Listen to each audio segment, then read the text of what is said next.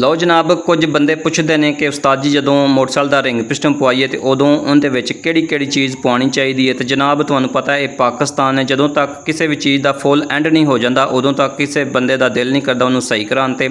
ਇਸ ਵਾਸਤੇ ਇਹ ਇੰਜਨ ਦਾ ਕੰਮ ਹੈ, ਜਦੋਂ ਇਹ ਖੁੱਲ ਜਾਏ ਤੇ ਉਦੋਂ ਕੋਸ਼ਿਸ਼ ਕਰਿਆ ਕਰੋ ਇਹਦੇ ਵਿੱਚ ਜਿਹੜੀ ਚੀਜ਼ ਪੈਣ ਵਾਲੀ ਹੋਵੇ ਉਹਨੂੰ ਪਵਾ ਦਿਆ ਕਰੋ। ਜਿੰਦੇ ਵਿੱਚ ਇਹ ਰਿੰਗ ਪਿਸਟਨ ਅਗਰ ਬੋਰ ਹੋਣ ਵਾਲਾ ਹੋਵੇ, ਬੋਰ ਕਰਾ ਕੇ ਅਗਰ ਸਲੀਪ ਲੱਗਣ ਵਾਲੀ ਹੋਵੇ ਤੇ ਸਲੀਪ ਲਵਾ ਕੇ ਇਹਦਾ ਰਿੰਗ ਪਿਸਟਨ ਪਵਾਓ।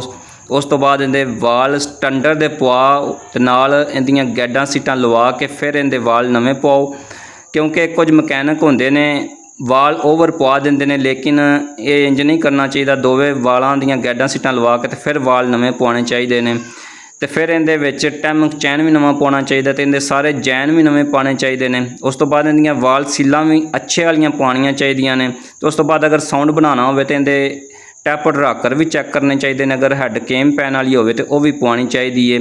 ਉਸ ਤੋਂ ਬਾਅਦ ਇਹਦਾ ਇੰਜਨ ਦਾ ਆਇਲ ਵੀ ਚੇਂਜ ਕਰਨਾ ਚਾਹੀਦਾ ਤੇ ਫਿਰ ਇਹਦਾ ਵਿੱਚ 에ਅਰ ਫਿਲਟਰ ਵੀ ਨਵਾਂ ਪਵਾਉਣਾ ਚਾਹੀਦਾ ਤੇ ਮੁਕੰਮਲ ਮੋਟਰਸਾਈਕਲ ਦੀ ਸਰਵਿਸ ਟਿਊਨਿੰਗ ਕਰਨੀ ਚਾਹੀਦੀ ਹੈ। ਤੇ ਅਗਰ ਇਹ ਸਾਰਾ ਕੁਝ ਕਰਾ ਲਓ ਤੇ ਫਿਰ ਬਾਅਦ ਵਿੱਚ ਇਹਦੀ ਅਹਤਿਆਤ ਕਰਨੀ ਚਾਹੀਦੀ ਹੈ। ਟਾਈਮ ਦੇ ਨਾਲ ਸਰਵਿਸ ਟਿਊਨਿੰਗ ਕਰਾਓ ਦੇ ਤੇ ਇਨਸ਼ਾਅੱਲਾ 5-7 ਸਾਲ ਤੁਹਾਡਾ ਇੰਜਨ ਬਿਹਤਰੀਨ ਰਵੇਗਾ, ਖ਼ਰਾਬ ਨਹੀਂ ਹੋਏਗਾ।